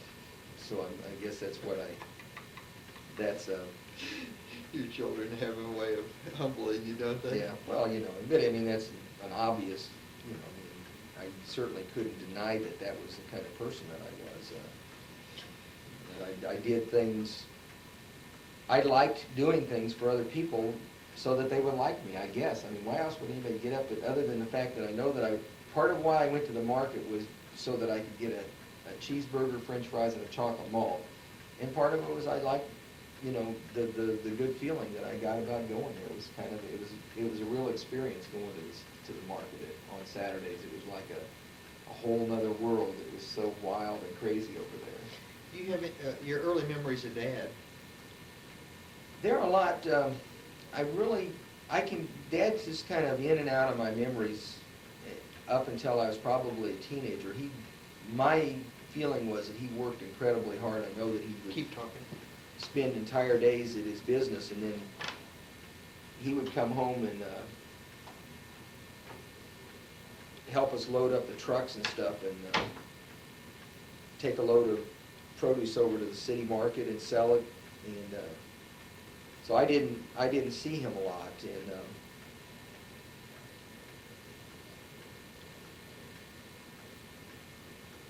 I didn't have any conflicts with Dad that I'm aware of, and because I didn't require much discipline, there wasn't a whole lot of interaction between the two of us. I mean, I don't think I probably ever got 3 spankings from Dad, you know, during the time I was growing up. So, you know, I always feel like there was something going on there. I know that in the years, my relationship with Dad was a lot stronger once I got to be an adult. When I took over the orchard in '70, then there was quite a bit of interaction with this, and because there was, I think conflicts create interaction, and because I was a person that avoided conflicts, I had very little interaction with Dad in what I call my formative years, from the time I was a little kid until I was out of the service. He was always real supportive of me, and I never felt like he shortchanged me. It was more like there was really nothing that he needed from me, and so I was more involved with doing stuff for Mom and on the farm and stuff. So he seemed pretty self-sufficient, and I think for whatever reason. But then when the orchard stuff started, there was some pretty strong conflicts there, but and it was weird. They never really came to the surface. But I know that for years I had these real weird dreams about Dad, where we would be in these confrontations, and I would be striking out at him, and it was always a real emotional thing. And sometimes it would even wake me up, where I would try to hit Dad, and my hand would be like in slow motion. I could never contact him, and it would frustrate me to have these kind of weird dreams about him. And but probably the biggest single thing that ever happened between us, about somewhere in the late '70s, I knew that I was trying to make a decision about the farm, and I was talking to Stevenson's about a piece of ground, a big orchard they had down in Sigler, Missouri, that I was looking at, that seemed, you know, was a typical Stevenson thing. I mean, their orchards were like the Mercedes-Benz of orchards and stuff, and I was talking to them, and Chris and I went and talked to Mom and Dad about the orchard, and he just absolutely said no, there's no way that he would sell it to us, because of his, you know, he said that, you know, that if something happened between me and Chris, he didn't want the thing going out of the family or something, and that was really a blow to Chris, I know, and to me too. Although, you know, looking back, it was the greatest thing that ever happened to me. I mean, I'm glad that I didn't buy the orchard. It would have been another horrible real estate investment for me in Wyandotte County. But it's not anything I dwelled on for a long time, because I'm not a dweller on the negative, things seem to race fast forward pretty quickly. Chris must have already been in school by then, and really our direction was set. I mean, late in the '70s, I'd been on the fire department for a few years. I took all of my books and records about the orchard down to the fire station one winter, and I dissected, because I wrote all the checks and had all the paperwork. I took apart the income and expense stream between the peaches and apples, and I proved in writing in about 1979 that over the course of the previous 9 years, I had averaged to earn $100 a year raising apples. And I knew, because I had, you know, the cider mill was my thing, I could prove on paper that I was making good money on cider, and so I realized everything I was making on the cider I was losing raising the apples. And so that year I told Mom and Dad, I said, I'm never raising another apple again. I said, look at the numbers. I said, in 1972 we made $20,000 raising apples. There was a year when all the apples froze out nationally. I sold every apple that I could pick up off the ground or off of a tree that year. And there was never any income on the apples before or after that, and they were both in shock. You know, how could I just let the apples rot off the trees? And I stood my ground. I said, hey, if you guys want the apples, they're yours. I said, I'm not spraying them, I'm not mowing them, I'm not picking them. I said, I can buy apples anywhere for $1 a bushel. I can squeeze them into 3 gallons of apple cider, and I can make it $2 a bushel on somebody else's apples. I can't raise them for that.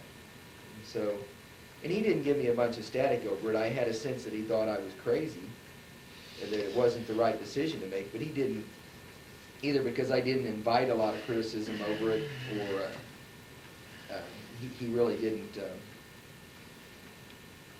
he didn't really give me any criticism about it. But I don't remember, there was a point in time when he had me come, I stopped by and saw him at home or somewhere, and he told me that he was getting older, and that if I had any interest in the dental lab, I think it must have been when he realized that I was going to get out of the orchard, he said, if you want, he said, you've never expressed an interest in being part of this business, but he said, if you want to be part of this business, you need to make a decision now.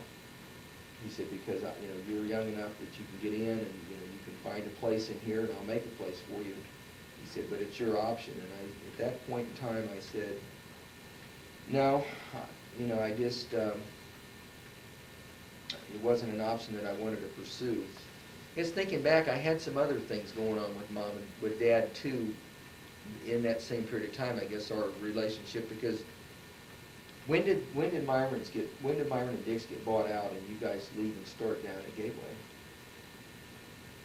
It must have been 1970. Because then I had a lot of interaction with Dad. I built a lot of the systems in that dental lab, and I was real frustrated working with Dad. I would come up with ideas that made good sense to me, and he would, he didn't like, he would rather kind of cobble things together, and I wanted better systems, physical systems, in the, for the dental lab that I thought would hold up and do a better job. And, but I was, we compromised and we did some things, but I didn't like having my ideas pushed aside, and so that, we didn't have huge conflicts over it. Even I don't even think there was any screaming or hollering, but there obviously was some frustration on my part that he didn't take my ideas and have me implement them. But the reality is that they probably didn't have the money to implement the things that I wanted to do. There were some cash constraints. Were you afraid of Dad? Not at all. I did not ever. He didn't. I don't think I ever confided in Dad, but I was certainly not afraid of him. Were you closer to Dad or Mom? Well, much closer to Mom. We were, the last 10 years together on the farm, we spent a lot of time together. We worked together every day of the season, of the harvest. And I spent as much time with Mom as I did with my wife. It was great. Were you a happy kid? My feeling is that I was a happy kid. Looking back, I don't have a lot of sad memories, so I assume that I was. What was your perception of me? Did I seem like a happy kid, a morose kid, or were you that much aware of me? Yeah, well, I was aware of you. In fact, I always say one of the most traumatic times in my life was when I was 19 and you were probably 17, and at that time, Tom, you and I were all running around a lot together, and when you announced that you were going into the service, and I realized that our era or time that came as children, and we were going to go on, it was really a traumatic moment. It's odd how the little things affect you. And I guess as I look at you as how I was, most people would probably think that I was crazy. And Tom was almost as crazy as I was, and not in the crazy way, but Tom used to like to fight and stuff. Mm-hmm. And you were always very gentle, and I never could quite understand that. I always wanted you to be the way that we were, because I guess I always kind of considered myself as just kind of a man's man, and whether or not that's good, bad, or indifferent. And you were always a lot more gentle. So, and there came a time, I don't know when it was, probably sometime between when you were 16 to 17 years old, where I think you tried to kind of attempted to be kind of wild, but it just wasn't in you, just didn't enjoy it. Well, looking back, there was a period, especially when you and Tom and I actually Tom and I were real close, and then from the time I was a senior in high school, we did more things together. You guys were in your early 20s. We could all drink and get into bars legally when we were 18, and so we would. Because I remember coming home. I went into the service in 1966. I was 19, and it was kind of a snap decision. I had enrolled in school, and I just decided I wanted to get married, so I wanted to get the service out of the way. So I went down and volunteered for the draft. And I remember coming home on 3-day passes and stuff. I was in Texas the whole time, and I came home a lot, more than almost anybody who's ever been in the service. I was probably, except for basic training, probably the longest I was ever away from home in a stretch was 6 weeks. And every time I came home, the three of us would get together, and a bunch of your friends, Overcash and Thurston and guys, we'd go down on Broadway to those Missouri bars and get blasted, and you guys would get. I remember Tom getting in fights. I don't remember you getting in fights as much as him, but and not always just the fighting and stuff, but just partying really hard with you guys and your friends and stuff. Ray Cassick was always around, so there was that period of time in there when we did a lot of that kind of stuff. We were building the ponds at that time. Remember, we used to go down. Oh, yeah. Go down at the bottom of the pond before water got in it. Yeah, have those parties out at the farm. All the guys that come out there. I mean, how we ever survived all that drunken craziness. I mean, it was just amazing. We didn't get killed driving like that. I mean, that always that's scary. You said that the farm was a very safe place, but I mean, from a kind of an industrial place, it was a death trap. Oh, I mean, God. the tractors and the sprayers and the poison and all of this stuff. But so in one sense, it was his haven, but it really wasn't probably as protected as we thought it was. Oh no, God, it was terrifying when you think back. I remember about 4 years ago, I went and had this total physical thing done, and I'd always been just terrified that with all the ag chemicals that I'd had, that I just would one day just turn into this giant tumor all at once. I mean, I remember when I was about 10 years old, there was this. I was driving down to the pond, and I had this 5-gallon drum of parathion on the sprayer, and it fell on the tractor. It fell off, and I ran over it, and I scooped that shit up with my hands and put it in another can, because it was like $100 a barrel. I mean, why I lived through that, I'll never know. I mean, it's like, God. It is amazing. I remember crawling inside the spray tank with that stuff full of. Yeah, picking tools out of it or whatever. I mean, just. The Lord just had to watch after us. I mean, because it didn't make any rhyme or reason. No. I mean, the poisons that we were using were just incredible stuff. Well, and then just the topography of that farm and running the equipment on it. I mean, that place is not suited to tractors. It's too steep. I mean, those things were jackknifed all the time. They were all worn out, no brakes, no power. Everything was underpowered and falling apart. Of the siblings, which one were you the closest with? Tom and Jean were probably the people I was closest with growing up. When I was little, I know that Pat and I had some closeness. I think she must have kind of. Rose and I were pretty close at different points. She and I bought my first car together. We went into partnerships on a car. Well, I guess it was our second car. Me and Tom bought a car together, and then me and Rose. But You used to buy them. I used to tear them up. yeah, but Roger, Tom and I were really close, because we were just closest in age, and then Sally and I got close after I got out of the service. So I've had periods when I was, Tom, and then I guess I was close with Pat off and on, because I was with her kids so much. Gene and I were real close. I was like his stable boy. I took care of his horses, and he was always this. I don't know. I guess I always had the hardest time being comfortable around Gene. He sort of intimidated me.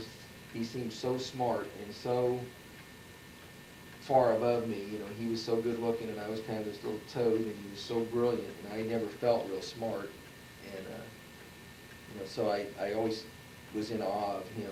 He was dressed neat, and I remember he set up this little gym down in the garage. He had a milk can that he filled up with bricks, and pump, pull these bricks up and down, and he had these old weights that he bought for about $4 out of the newspaper, and, down this old dirty barn. And he was one of those people, him and Tom had that ability to never, they were like Grandpa Sigler. They never seemed like they were as dirty as the rest of us. I mean, if I put on my cleanest clothes and walk out and get in my car, I look kind of rumpled. But Tom and Gene could, they could crawl through crawl across the farm and be perfectly pressed and neat. Boy, my wife is incredible that way. She literally can wear a white outfit, but scoop horseman and not get a drop on her. I mean, You get out of the truck and you're ready to, it just flies at me. what do you want to do when you grow up? I guess I'm doing what I want to do. I worked for close to 30 years to be to be a successful business person, and I've kind of gotten there finally in the last few years. All the hard work and stuff that I put in and all the good luck I've had kind of fell together. And I probably will be doing, what I'm doing now for the next 10 years. It's kind of the way that I've got it pictured. I'm really, every day now I think about the next 10 years. I'm really aware of how short a period I've got left to put something together so that I don't end up with nothing. I definitely have the feeling that I've grown up all of a sudden. It's kind of like all this time you're going up and up and up, and I'm very aware of where I'm at. I watched my father-in-law, and really Dad and my father-in-law had a real similar, I think, track on that. Both of them didn't really have a very good future ahead of them as far as retirement goes. And then right in the last 10 years of their, in the case of my father-in-law, his working career, and Dad in the last 10 years of his life, definitely got on track financially and put together a plan that would allow them or their wife to have a pretty good lifestyle when they retired. Because I don't think when Dad was 60, he could have, Mom would have been in the situation she was when Dad died at 72. In his last 10 years, really put it all together for him, and I'm hoping to kind of put mine together the same way. I want to shut that off for just a minute. I'm going to talk. I'm going to go to John. Well, we have just a couple more Okay. minutes, and then we can shut it off.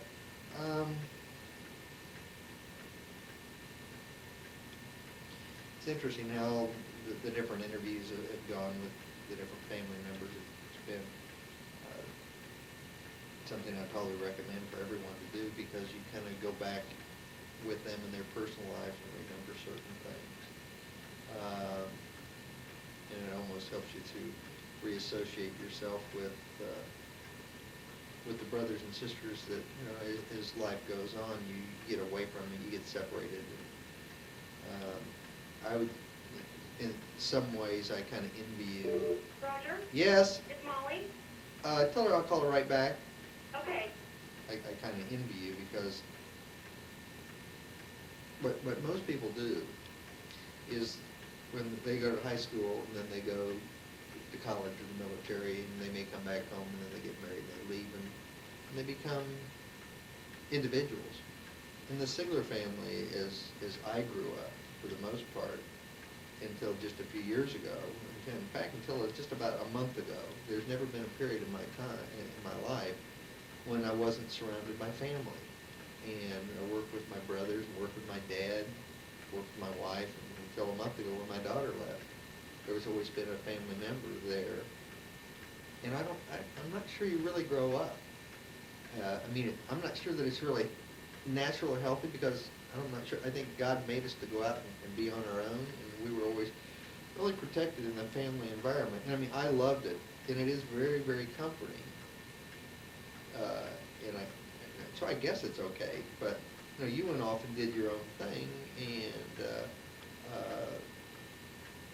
well, it's much like Dolores or Jean or whoever, you became, I want to use the word, kind of estranged from the family, not in the sense that there was any difficulty, but you were off doing your own thing. where Tom, Tim, and Mark and I were all there. We saw each other every day until I was 45 years old, still like little kids playing in the dental lab. Yeah. And, but once again, this whole process of interviewing the family members has been a really neat experience. And as I put it all together, I interviewed Roseman, and I did about a 2-hour interview on her, and it was very interesting. I'm going to do one on Neoma and lots of other people that I've done. And you kind of get a sense as to somewhere down the road, maybe our next generation will be able to look back and kind of get a sense of who we were as human beings. Anything else? Well, I guess the only thing that I'd say in closing, I always had this, you know your position in the family. Sometimes you were the black sheep, and I always think of thing that I would say to people if you and I came up in a conversation. I said, Roger's always been real fair with me. If you borrowed $10 from me, he always found a way to pay me back. And, it's like, and I always felt that way about you, that you went out of your way. I always had a sense that you went out of your way to treat me a little better than you treated some other people. And maybe that's just my perception. But then I guess that's my perception of everyone in the family. I don't know. I mean, for whether it was true or not, I guess that's the important thing is how it felt. I always felt like everybody in the family went out of their way to be good to me. So I do not have I would have to I couldn't dig up a negative thought about any one of my 10 siblings. I mean, I cannot think of a time when I don't think that people were good and kind to me. And I love that feeling. I think that's a real blessing to either have that reality or certainly to have that perception. Maybe I feel exactly that during all the years that I worked together with my dad and brothers and stuff, I can't remember ever having a fight. We disagreeing on stuff, but we never really had a fight. You really knocked me out. When you think about that, and I can't really remember ever really having a fight with anybody in the family. The closest I had was about 6 months ago with Liz. I had a little run-in for a few days. Oh, it was over you. Oh yeah, I remember that deal. I was so mad at her. Man, she called me up and chewed me up and hung up me on the phone. And she was really mad about something else. It didn't have anything at all. Oh, I know. That's what I told her. I said, "What the heck did you do?" And she drugged you into it because she was mad about something else. Yeah, she was mad about Sam or something. It wasn't anything I did. And I said, "What are you doing?" I said, "I can handle." I said, "I wasn't even upset, and you've turned this thing into." Well, it was really bad around that whole thing. That thing all just fell into a deal around something that had happened with Sam, and then Sharon Rose came out to the farm, and there was all this lingering stuff, and I'm getting blindsided with this stuff. I really got into it with Liz over there. I said, leave me out of your problems here. I called and apologized. I'm real close with Liz, but if that's as bad as it ever gets, it's not very bad. I guess it's kind of the way it is with my wife. We have this, I think, fabulous relationship that in all the years that we've been married, over 30 years, there's never been a night that we've gone to bed mad at one another or slept in separate rooms or anything like that. And, so I guess I contributed all back to Mom and Dad and the love that they really gave us. Well, they certainly, I think, set a good example for us. I always felt that they cared very much about each other. That was one thing that I never doubted, that Mom and Dad loved each other.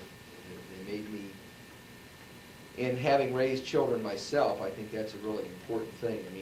When we have a scuff, it's amazing that when we have a fight and the kids are aware of it, it just sends them into a frenzy. They're so nervous. Are you guys going to get a divorce? They see us fight once in a year. And I always had this so much, it just makes me want to cry for the kids that live in marriages where the parents are truly at war with each other the entire time, and what a horrible thing it is for kids to grow up with. And I guess, I'm sure I've told you this story. I must have told everybody in the world this story, but when I was in counseling at one point or another, this psychologist said, when you're he was a family counselor, he said, they were filming an episode of Little House on the Prairie at 95th and Metcalf. Mhm. And there used to be a little house on the northwest corner where that pond is. Right. And the way that they set the camera up, they were filming this little house, and it could have been anywhere, western Kansas somewhere. Right. He said, but if you turned the camera around, you would have saw Venture or Kmart or Metcalf South. He said, that's the way a family is. You're all standing in the same spot, but depending on what direction you're looking in, what you see and what your reality is can be so totally different. Boy, that's really true. And I think, obviously I think about my brother Mark, who, I guess having talked to me for an hour, this has been a really fun experience for me, and it feels real good, but I probably have not said anything that surprises you or that you really didn't expect to hear. Is that true or not? Yeah, just a little bit. I think that when you started off by saying how wonderful the farm was, I realized how much that you really loved it and how comforted you felt, because I was a little surprised that you felt that good about it, because I always saw you as more serious than that. And not that, I guess, being serious doesn't mean you can't like something, but I noted a tremendous cloak of comfort within the farm and where we were. Other than that, there's been some, when you see some of the other interviews, there's been some real interesting things that have been said. Everyone will see this one with Mom. When I started interviewing Mom, we started with her parents and then Dad's parents and then her grandparents and went all the way up through, and then when she met Dad, and she's going through and she's talking about when she met Dad, and I said, well, how long did you guys go together before you got married? And she had to stop and think, and she said, it was almost a year. And she says, of course, I was a virgin when we got married. And I just thought, whoa. The question, the answers that sometimes people give you, unsolicited. Gene was like real candid. And Mark, everyone has been. It hasn't all just been real flowery. There's been some very serious things that have been discussed. Pat with her kids and what went on with Mike Super. But the way I kind of see that is, that's what I kind of want to build into this. Is it's just. It was a wonderful life, and it still is, but there were things that were going on. Yeah. It's funny. I could think, if I had to force myself, I could think of bad things, but I feel like I want to. What I've said is kind of the way that I live.